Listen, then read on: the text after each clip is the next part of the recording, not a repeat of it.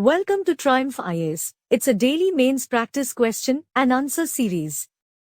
This program is exclusively designed for UPSC CSE aspirants.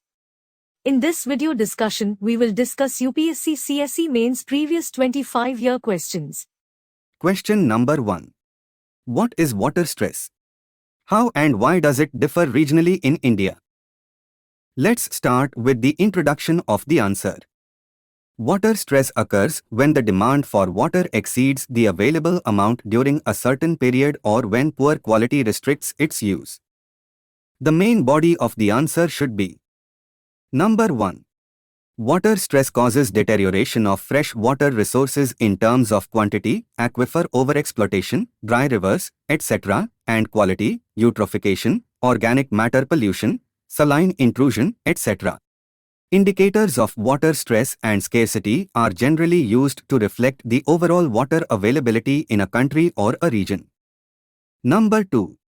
As per the international norms, a country is classified as water stressed and water scarce if per capita water availability goes below 1,700 cubic meters and 1,000 cubic meters, respectively. Number 3. With 1,544 cubic meters per capita water availability, India is already a water-stressed country and is moving towards turning into water scarce. India is among the 17 countries which are a home to a quarter of the world's population, facing extremely high water stress, close to day zero conditions when the taps run dry. Number 4. The World Resources Institute's Aqueduct Water Risk Atlas ranked water stress, drought risk, and riverine flood risk across 189 countries and their subnational regions, like states and provinces. Number 5. As per the study conducted by Indian Institute of Technology Bombay, most vulnerable areas are Punjab, Haryana, Rajasthan, Gujarat and Delhi. Least vulnerable areas are northeastern states, Jammu and Kashmir, Himachal Pradesh, Uttarakhand, Chhattisgarh, Odisha, Jharkhand and Kerala. Number 6. Moderately vulnerable states are Madhya Pradesh, Maharashtra, Tamil Nadu, Karnataka and Andhra Pradesh. It is also worth noting that Western Ghats are under lowest vulnerability while windward side of the Ghats are under moderate vulnerability. Number 7. Physical water stress is a situation when water is not available to use, which highly severe condition for any region. In India, the most severe cases include Rajasthan, Gujarat, Uttar Pradesh, Punjab, Haryana and some parts of Madhya Pradesh, Maharashtra, Karnataka and Tamil Nadu. The conclusion of the answer is: according to the Composite Water Management Index, CWMI, report released by the Niti Aayog in 2018, 21 major cities, Delhi, Bengaluru, Chennai, Hyderabad and others, are racing to reach zero groundwater levels by 2020, affecting access for 100 million people. Question number 2. The protests in Shahbag Square in Dhaka in Bangladesh reveal a fundamental split in society between the nationalists and Islamic forces. What is its significance for India? Let's start with the introduction of the answer. The Shahbag movement and the corresponding developments tell the story of two Bangladesh that coexist. Bangladesh, the nation with two distinct mosaics, one a society comprising a vast majority of vibrant, egalitarian and secular individuals. Moving on to the main body of the answer. Number 1. It is the reawakening of the social phenomenon or renaissance of the liberation spirit has risen, and protests against this from the other side of the divided political site has come up to assert because for them it is an existential question. Number 2.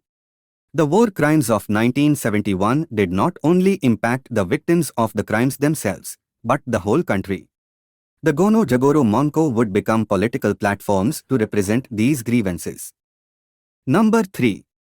Gono Jagoro Monko came to represent political calls for banning all religious political parties including Jamaat-e Islami, the banning of Jamaat-directed financial organizations, Islami banks, IBN Sina Hospital, various private tuition centers run by Shibir, the Jamaat Youth Party, the Amar Desh newspaper as well as Diganto and Islamic TV, television channels.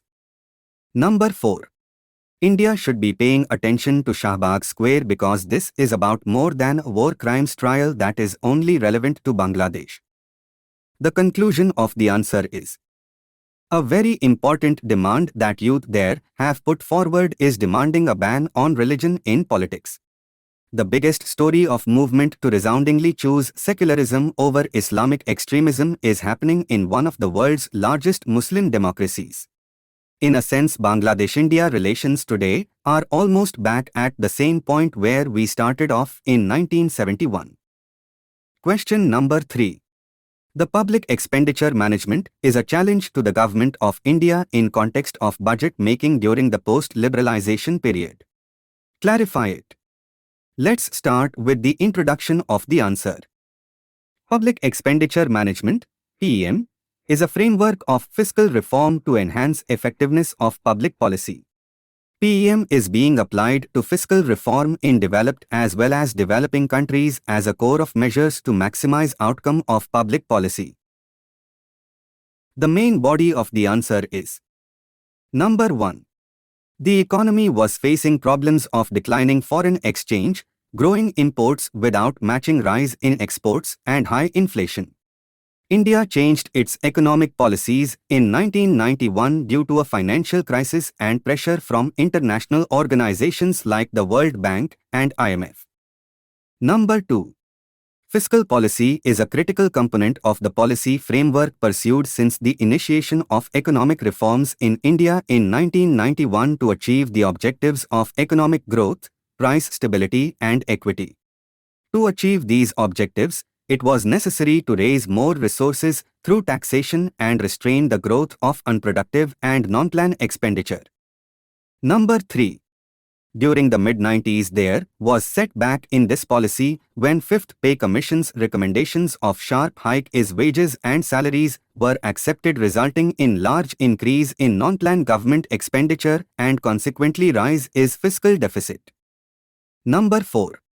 In the context of improving public expenditure management, there is a new recognition on the role of institutional arrangements in influencing budget outcomes in the areas of aggregate fiscal discipline.